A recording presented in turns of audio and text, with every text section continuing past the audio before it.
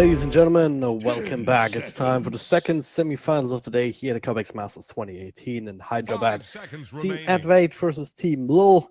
The winner of this one will face up against Team Wipeout in the Grand Finals tomorrow for the biggest share of that prize pool. My name is Dragon Drop. I'm joined by Potom, and really curious to see what these two teams can do. Not all of them had. We couldn't determine the ranks of all of them, but there's a few legends here, one or two divine players spread out. So now we'll see how they can put themselves together. Yeah, I mean, across the board, I think we're pretty even if it comes to rank. I would say Team LoL has a slight advantage of like 1 to 2 ranks, but it's definitely not imbalanced. And I even see whoever will win this has a chance against the previous winners. So it's going to be a close game. You know what team I am for. You definitely know. Team LoL, right? It's gonna be Team LoL, mate. Gotta go with the memes. Good old memes. Everybody loves memes. But yeah. It has the luck duck. You see? No, it's they Team have LoL. The luck duck. Yeah, still. No, LoL. Okay. I can finally shout LoL without being too cringy while casting. I like this team. I'm pretty sure you still can't pull that off, though. 10 seconds. LoL, that's what you think. Let's see. Yeah, there it is. Already failing. Already ruined. There you go. But yeah, let's hop to the bans, shall we? So Team LoL starting off with Viper and Bristleback. That's some interesting bans, but also quite reasonable. Undying as the third hero, the 3 annoying heroes out of the pool. Heroes that are really unpleasant to play against. A little bit questionable on the Bristleback one. I can understand Viper and the Undying, that is. On the side of Advait, we have the Doom, we have the Ancient Apparition, and the Pangolier. So two pretty decent offlaners in this meta ban alongside the AA. That indicates to me that they're gonna go for like maybe want to set up like an early Death Prophet pick or like going into the Lash rank. But we're gonna see what they pick up here. It's a Sand King, the standard opener.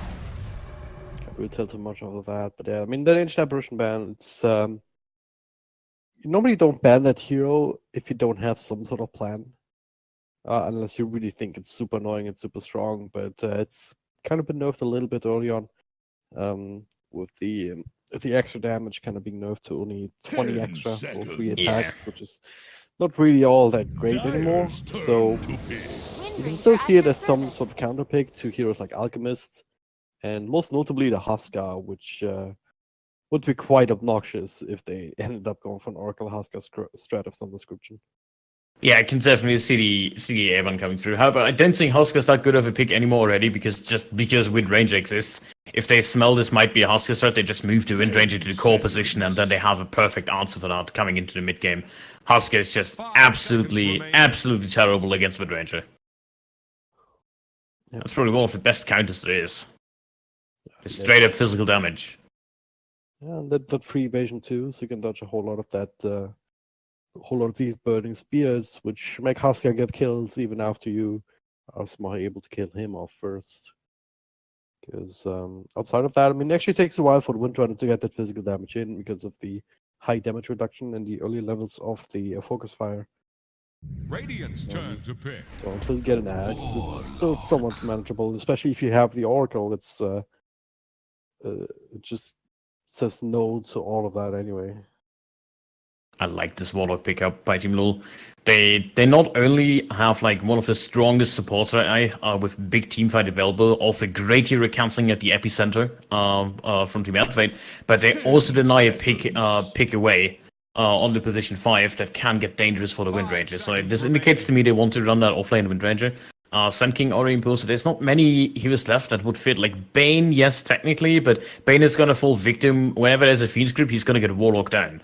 And with the Doom ban, Warlock is an excellent pick. So I would say Jakiro would be the pick to go for here. Just because they have that long range disable, they basically they have lane control and they have a setup stun with the Sand King, so that might be an option. Other heroes would be Nagasiren, but I'm not too big of a fan for her here. I could go a number of different ways. Could see the Disruptor. Might be good against the mid run. I don't even want to try and Yeah, like I don't even want to try and predict heroes. You can throw in 20 names, but they're still gonna pick a different hero. If you predict all the heroes, you will be right. Yeah, that's kind of defeats the point, though, doesn't it? It's still a prediction. It counts. Alright. My No? prediction is Okay. that they're gonna ban a hero now. Oh yeah, I saw that coming. But what do you do if Ban you a let the hero. time run out? That will come. Just a matter if that happens. That would be fun. But yeah, Joban coming out, reasonable with the Warlock and the Wind Ranger on the field. Next ban on Team LoL, it's reasonable as well, considering the Rage is quite hefty to deal with, even on a Warlock, and you can quite easily get rid of that Golem. Oh yeah. Also, you have two pretty good carries already. Nyx Assassin with the Invis. Yeah, Scouting out and ahead Sun and King. Sanking with the Blink Dagger, so 10 reasonable ban for sure. seconds. Dyer's ban. TA ban? Okay. It was, they probably saw last game. Maybe they figure out, maybe LoL is also having these inclinations. Maybe not. I think it's more of a. I really think it's more of a. It's more of a mindset. They want to make sure that their mid lane is as comfortable as possible because they already have both the supports committed. They know they're going to have either two melee supports or they're going to have one melee off lane that needs another support with its melee. So they want to make sure that they have the comfortable mid lineup. However, with Beastmaster kind of changes things here. So we know where Beastmaster is going unless it's a mid Beastmaster, which I doubt.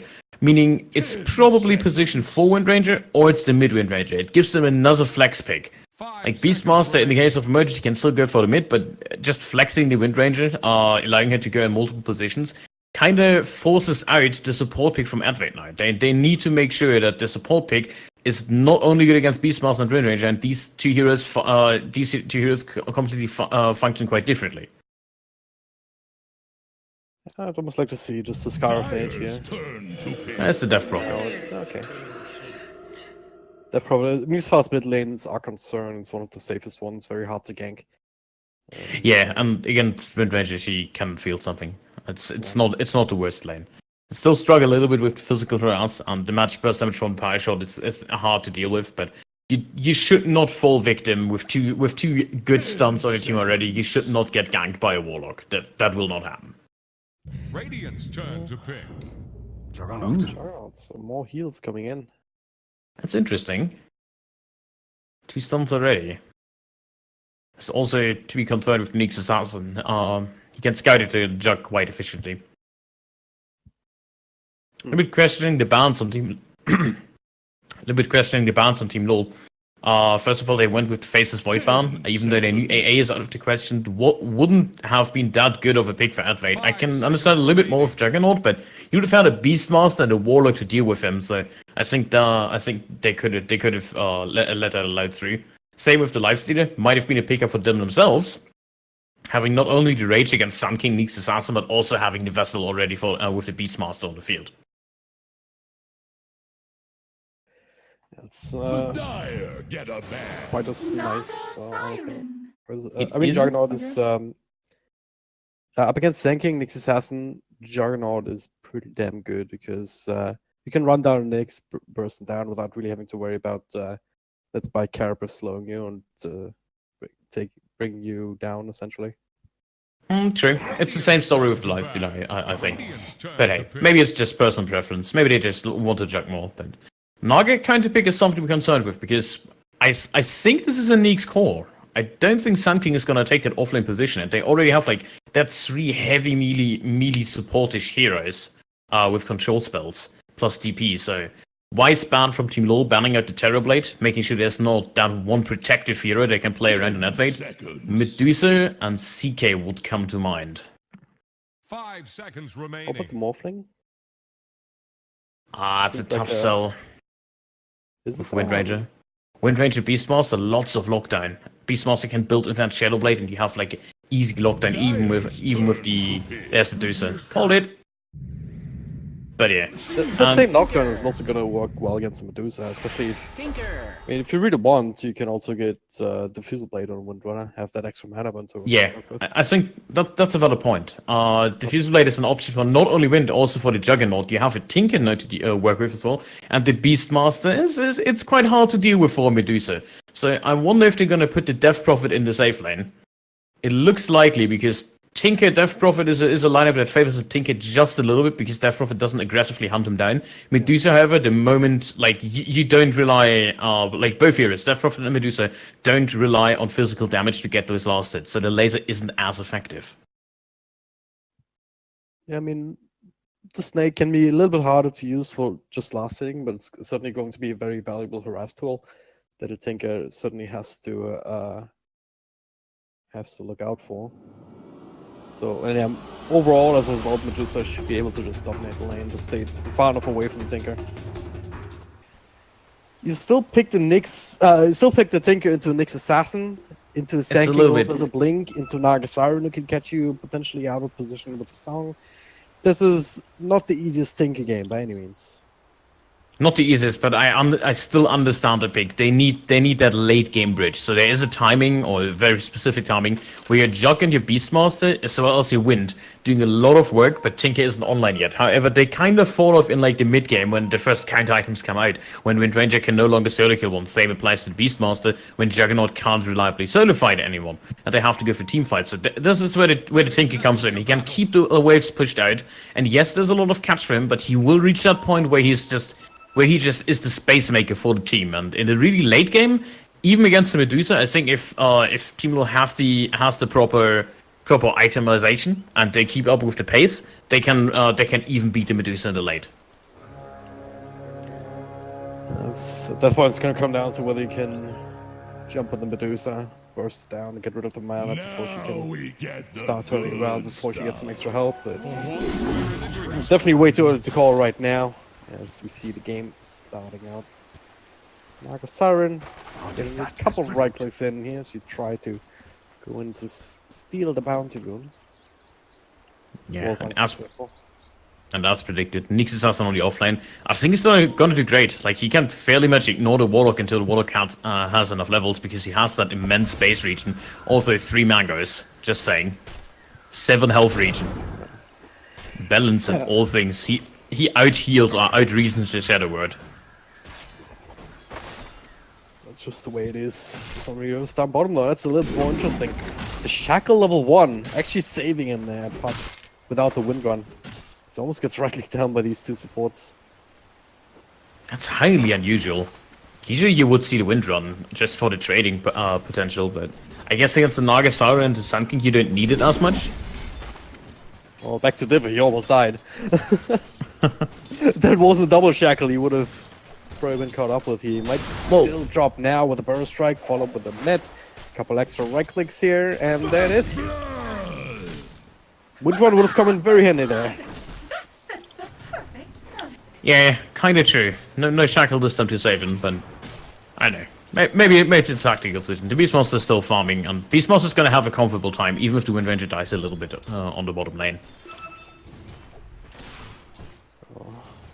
I mean, it's kind of an inevitability if you're a 2 versus try. I mean, Beastmaster Wind Run is the weakest one by any means, but at the very least, Naga and Sand King, they have a decent amount of lockdown between them. With the Medusa, if you have the right angle to actually throw in the Mystic Snake, then you also have the damage to make kills a lot easier.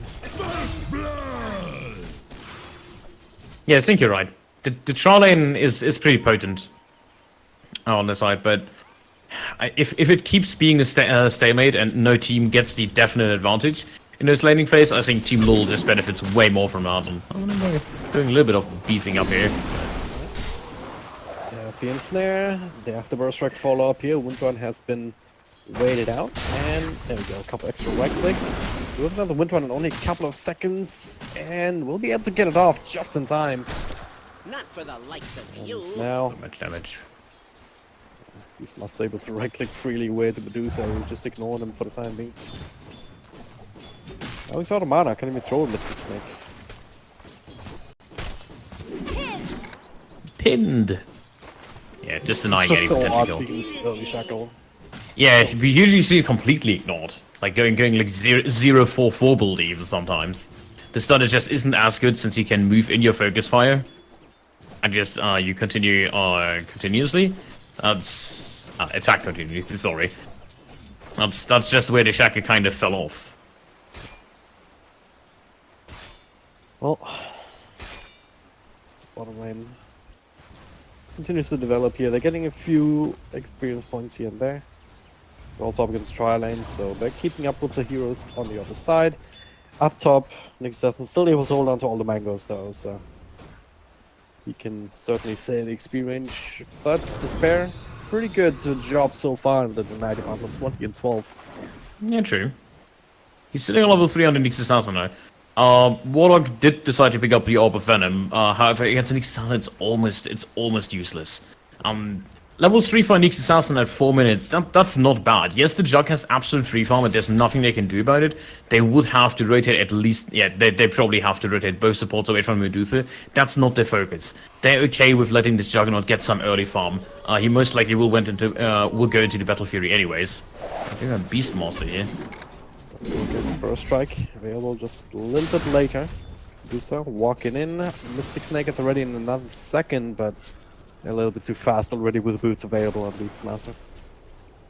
Yeah, Beastmaster is not a target to go on, not with 800 health.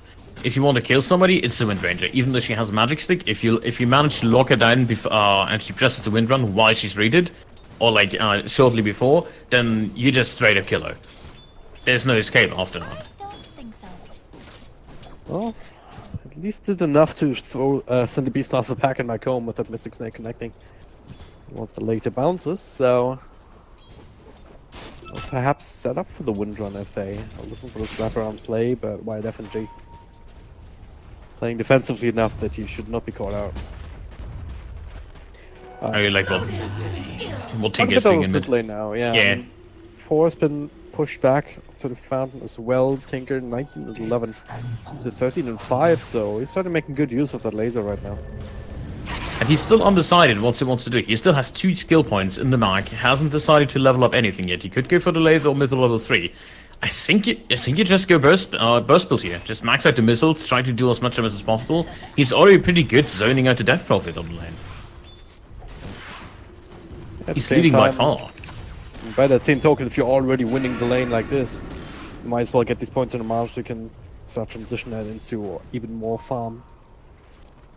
That's really what Tinker's all about, but for now, that's rotation going in towards mid lane. This should be scouted out as they're able to play very aggressively on the Medusa bottom. And as a result, It is fairly obvious though. Yeah, he's on the safe side. Ah, the regional, of course. No bottle though, so It's still worth a it. lot of use out of it. There's the net. First strike, can he get in range for it in time? Yeah, he got him. Phew. Not even close. Didn't even need the burst strike.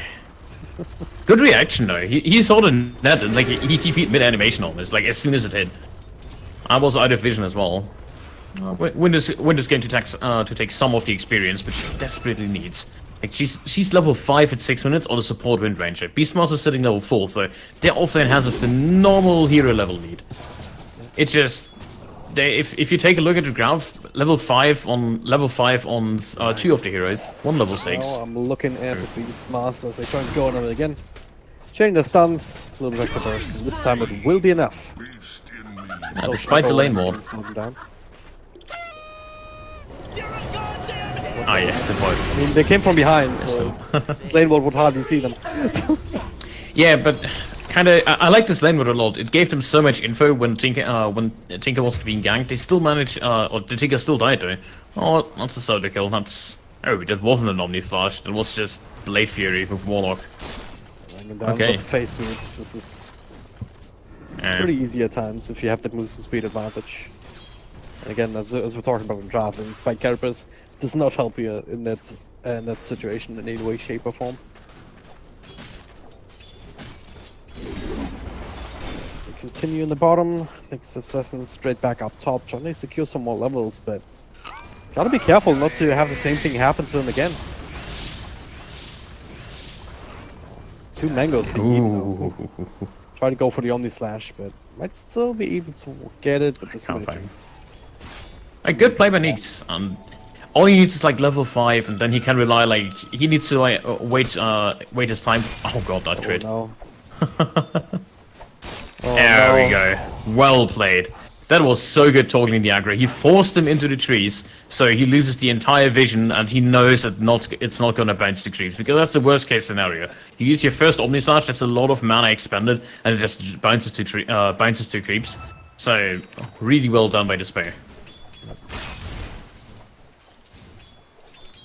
I really like the early Void Stone, but I mean, normally you see the Aquila on Juggernaut just to solve that mana issue, but he wants to skip that and go straight for a Battlefield by the looks of it. So having that early Void Stone, making sure that you can regen some of your mana. Yeah, I think it's a good call. You either go for the full Face Boots into Battle Fury, or you go for Brown Boots Arculi into Battle Fury. Both work quite well. I think against the Nietzsche Assassin, it's okay to trust the Face Boots, because he can outrun him then. Go on, mate. He is in this, but the ensnare revealed him and connected just in time before the fight time now. They're all linked up though with a power shot hitting them. And well, Fatal Bonds, very fatal indeed with the Shadow Word. More right click on either one of them would do the trick. Not even needed. Damage over time being enough space. Oh, the power shot just dodged. But last right click, it's gonna come in here with the extra movement speed. Shackle, slow him down just a little bit, turns around, but cannot have the burst strike for some You reason. had it coming. Manga used as well, but yeah, really good turn after losing the Tinker. There's 2 kills on the Warlock that early, that is a huge bonus they get, and same with Flame Ranger, participating in all the kills. Beastmaster falling down. I'm sorry, I'm not wasting any time. Coming right back, setting up for another kill down bottom. This Medusa, compared to Juggernaut, who's got a crazy amount of CS and 2 kills to boot, she's not quite there yet, but at the very least she's ahead of everyone else in her own team. I mean, yeah, in terms of CS, it's a little bit unbalanced, but looking at the net worth, Jug is still defiantly ahead by 1k, and he's the hero going into Battle Fury. So he's going to activate a little bit faster than the Medusa. And I also don't see any big stacks in the jungle anyway. There's one, but Death Prophet is farming it up.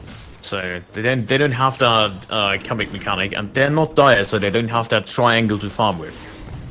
From the slow. Radiant's middle Looking at all of these heroes, this is going to be a game of stacks. Death Prophets, as you said, just farming up one of her own. Certainly helpful here to try and get her back on track. On the other side, you have Tinker, who can farm stacks quite easily. Juggernaut, once he finishes up the Battle Fury.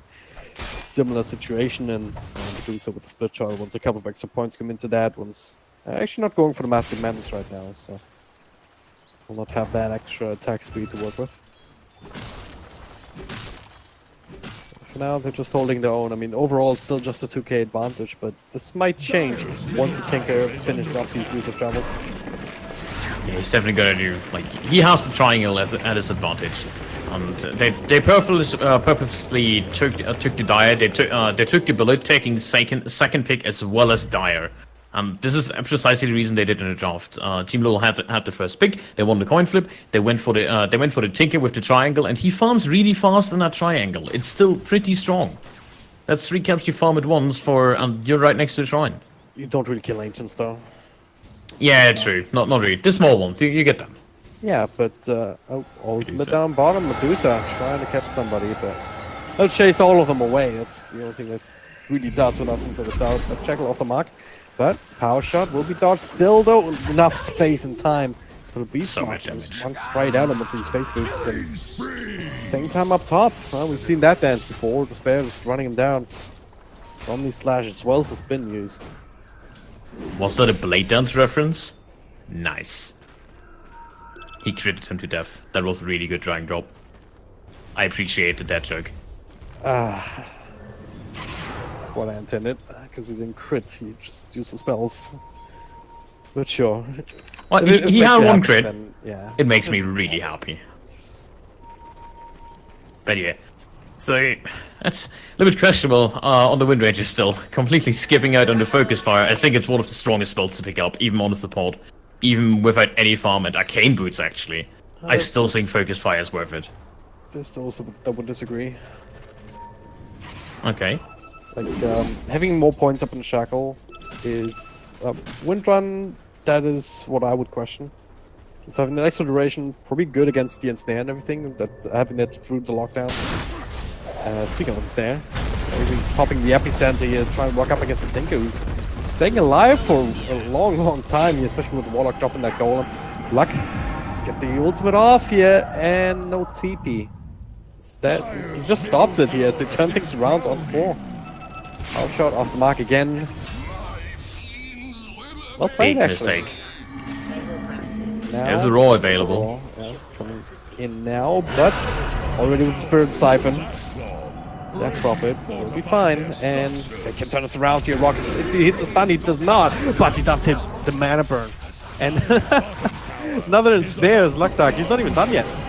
Setting up for White FNG, but for finally running out of mana and almost out of health points. Now he might have been the one to overextend himself. The Rocket chasing him down, already claimed the life of the next assassin. That is the dream rocket on a tanker. TP to lane, press 1 button, get 2 kills. Absolutely doing nothing. Why can't that work in my games? I always have to work for kills. He presses 1 button, gets 2. Nice, being at the right time, the right spot. Dodging more than one slash of the Omni Slash, but can't dodge Blade Fury or the power shots. So. Yeah, too much damage. This is starting to stack up. I mean, this situation in mid looked pretty decent here with the way that Nagasai was able to just dodge out a power shot or 2 and able to set up 4 more kills, but then, well, that probably ended up dying again. So with the next assassin making his first big rotation here with the Vendetta. Yeah, and talking about stacking up, so they had some decent stacks in the jungle, even though it was some small camps. Tinker already farming half the jungle, Juggernaut with the Battle Fury on the other side. They're accelerating far ahead, far ahead. This Tinker is ahead of not only the DP, but also ahead of the Medusa now, if you're looking at the network chart. Juggernaut sitting on 7,700, well, 8,000. Stop farming so fast. I can't tell the numbers. But yeah, he's getting a lot of gold on the field. He has a Yasha in just a minute, or has it if he wants it, indeed. So that is a lot of farm on a Jug early on. And if he decides to go for that Diffusal Blade, I think that would be an excellent choice to go for. If he just goes Yasha into the Diffusal Blade and then builds the Manta afterwards. That gives him so much to work with. He can run down the Sand King and the Nyx Assassin so easily. Dora's Hope comes in from the back, Tinker TPing in. Double Shackle! Super well played by White FNG. Or perhaps just Nagasai being out of position. 2 kills for the price of 1. And a tower. As none of them actually dies, and the tower will likely die here. Glyph will delay this. Looks like they don't really want to overcommit just yet. I'll just wait for the next revive. They have no ultimate, but The burst strike, epicenter available space, getting it off. Also with the Medusa ultimate, trying to get in range, but he can't. Burst strike off the mark, the shackle to keep the Medusa at bay. But hey, Medusa ult for a tower tonight. Oh yeah, it was night, okay. Yeah, Medusa got it actually. That was really smart because they all turned around, they were relying on the Juggernaut, and Jug doesn't actually do that much damage while he's spinning on the tower. He still does damage, which is good, but not that much. Hasten level 2 on this slash. He wants to get a kill. He wants to find that Nyx Assassin. Does he? Do you really? Okay, I guess he doesn't have given that right now, so he can't dodge it. Yeah, he saw the Vendetta being on cooldown, so... I think it's even the only target he can get beside like maybe the Nagasaurin. I think Death Prophet is fairly safe. Also building to Yules, of course, making it even harder to kill him. Jug doesn't really have the best targets here to go on with the Omni Slash. I think that's the reason why he builds so heavily into that physical damage inside like any mobility. They have the Beastmaster to work with when it comes to the primary role. They have a lockdown, they have Warlock for the team fight. So he's really just needed as the mediocre carry that offers kinda everything. So far it's looking out. I mean, the Battle Fury accelerated spam by ludicrously. So you know the 10k gold mark. Even Tinker has a hard time catching up, but he still found his Blink Dagger. Makes things very hard. Even if you do stun him up here with a Spike Carapace, which is only level 1, so Rocky opting for the extra points and mana burn. I'm trying to max that out, so it's they don't quite have the tools just yet up against the Tinker, and yeah, even if you stun him up now, you might not have an easy time just finding him inside the trees. Trying to set up again. Sent him another 10 seconds. They also have the song to set up. This may be what they need, and Tinker, yeah, better cancel that TP for now. Space ready only with the burst strike. Shackle off the mark here, not connecting, but the Golem does. You need to get rid of the Sand King. It was a setup for the Dire side with the roar onto the DP, but the Omni Slash already used, so 4 unable to be bursted down, but they do get Someone else here. FM in the back now. A couple extra right clicks with the tower shots. He's actually gonna feed his own life away. Bit costly here, but they do get 3 kills, including the Death Prophet in the end. So she was isolated in the front lines. Yeah, he was a bit of greedy on Nagasar, but it's still a good trade, and they have this Warlock up in front line. They have to retreat after all, presumably. Yeah, they have to.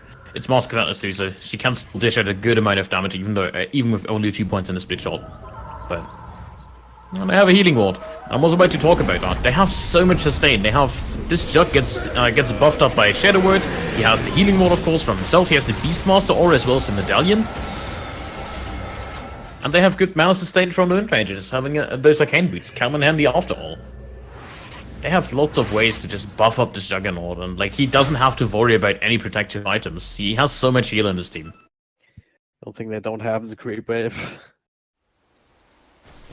They're still able to just get rid of that rather easily. But, yeah. So this tower potion in the bottom lane came to an end, but Radiant's top tower is under attack. they're not really required to take these towers just yet. I mean, they still have a Tinker that's not farming as fast as he possibly could, but still keeping ahead of the curve. When you're up against a Medusa that needs a lot of items to really be in a comfortable position. I disagree a little bit with Tinker's item choice, though. He's going for that Dagon early on, and I don't think it's a Dagon game. Not against Nyx Assassin and whatnot. I think you either need a full protective item, or you just rush that Sheep Stick. The moment you get that Sheep Stick, you win the game. You want to burst down the Death Prophet with exorcisms.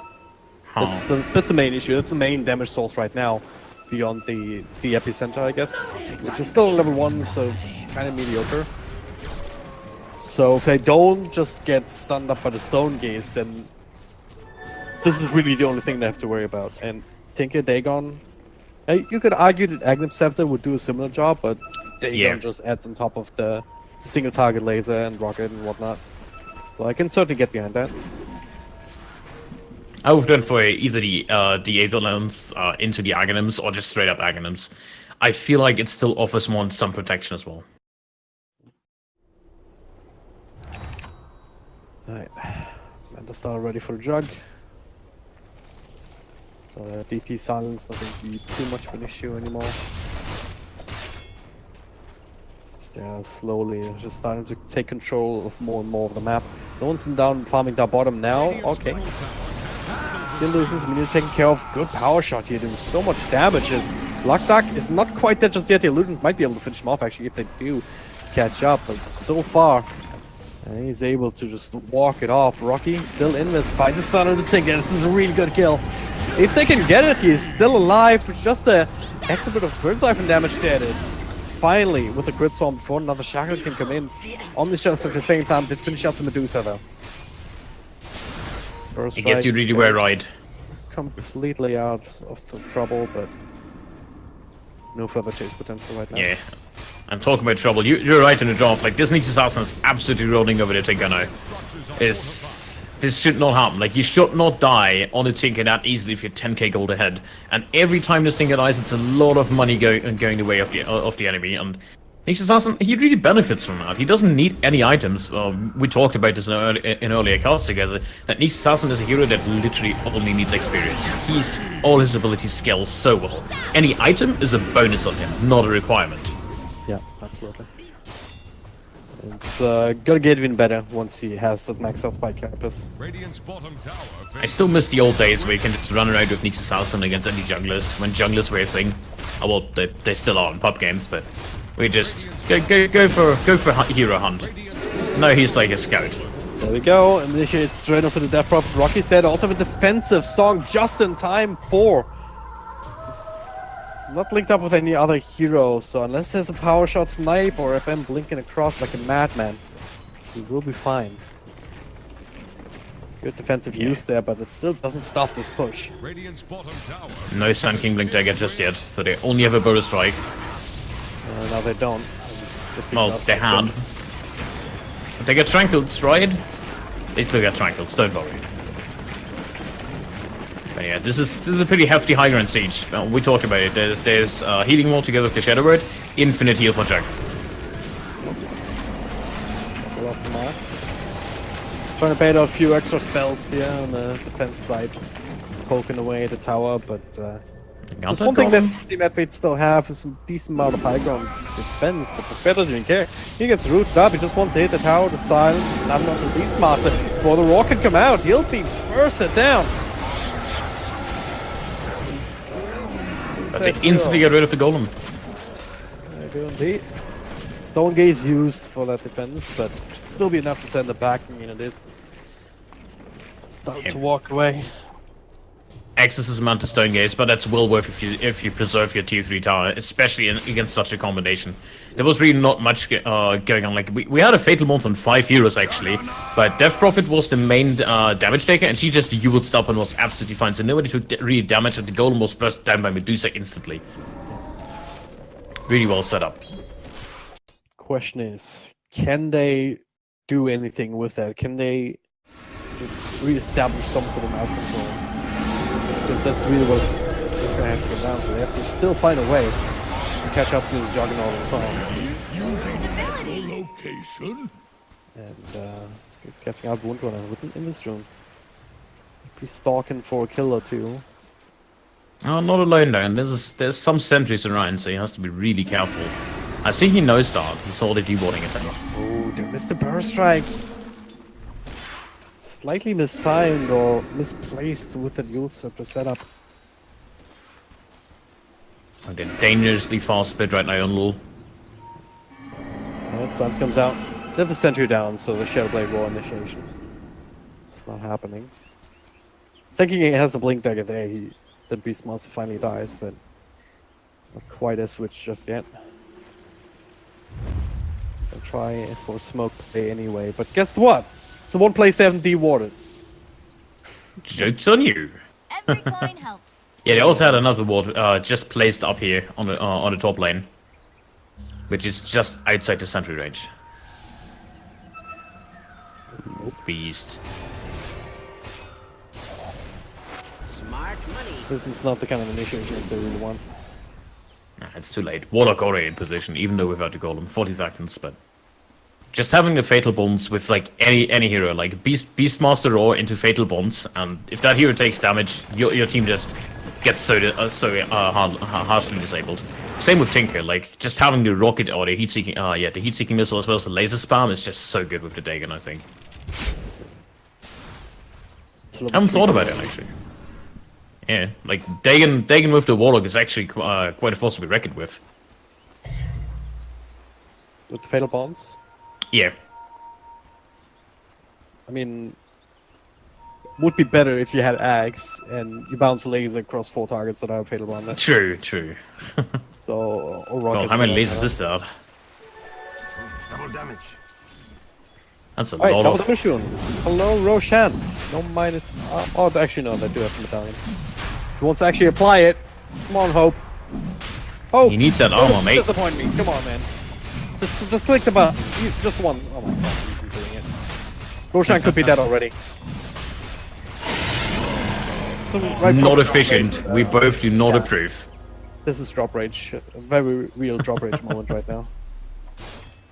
Smoke up immediately with the Aegis in hand. So this, that's a defuse blade. Actually. ODP. Juggernaut, but this is a good kill if they can finish it off. So that's the ult available. Uses it aggressively. Nice little silence on 2 more. Meanwhile, the roar in the front though. That is Nagasara. Want to try and get rid of that defensive song, and they will with FM. While Juggernaut finishes the kill on the Death Prophet. And he still has that Omni Slash. Omni Slash still available. Going used right now. Almost jumping towards Rocky, but gets all the magic down. The Link, the Golem, just making it look so easy. Not even letting them press any of their spells. And look, he's just confidently, I'm gonna run up high ground. He might get punished for this, losing the Aegis, but he's really tacky. The double shackle! What the hell? Did you see that? This is why build a Blink Dagger Windrunner. Pin ya! Yeah, that's like your 5th double shackle that is just fight winning. 20k gold lead, they breach the high ground, everybody is dead. That's at least 2 lines of rocks. Well, Beginning of the end. Medusa sitting at 11k, net worth in DP. Low 9k. This is not the kind of levels that you can still win a game with if you're 2 racks down. Medusa trying to finish up that Lincoln Sphere, but Lincoln Sphere is just would be a game-losing item at this point. Little double stun though, follow up there with the Nexus Assassins and Luturing down Tinker. Well, let's hope to dive in a little bit too deep, trying to get rid of the Naga Siren. Still respecting the song initiation with their setup. Pay the price and don't actually get the mid round, so maybe a Ray of Hope here. A little bit. It's still 20 gold. They managed to kill the Tinker. That's a lot of money to shift away, especially because Medusa was part of the kills. That really big combination with the epicenter, just like we saw with the double stun. I think they need that on Juggernaut and Warlock at most. And if they catch the Tinker on the islands, that's great. So they need to keep people inside the exorcism to deal damage. Problem with that is you have 2 spells that are, or like you have 1 spell with the song that completely pauses the fight, which is good to initially catch on, channeling up an epicenter. But yeah, Medusa is kind of counteracting your own hero. Because the moment you pop that Stone Gaze, if the exorcism is on, you're gonna run away anyway. So it's purely defensive. So to have Song and the Stone Gaze, just absolutely defensive. Yeah. One of those, always nice, doubling down. And just looking some issues. No. The Omnicells just straight up being used. The double shackle on the Invis guy and Juggernaut. Look at how fast he's hitting. Next one on the list here, the Song. Necessary to keep 4 alive despite that burst strike already being used. I still think that was a game-winning shackle. That should be it. There's no Medusa for 50. There's no epicenter for 20, no Song for 100. That's at least 90 trips. They don't have Crude Wave up top, so they have to go to the backbone of tier 2 unless they want to go straight, win another team fight. They're all bonded up! They're all just disappearing! Ow! GG. Fatal bonded. They were there and then they weren't. Yeah, that was the laser. Just imagine that with an Aghanims actually. He would have one-hit the team. Yeah. Yeah.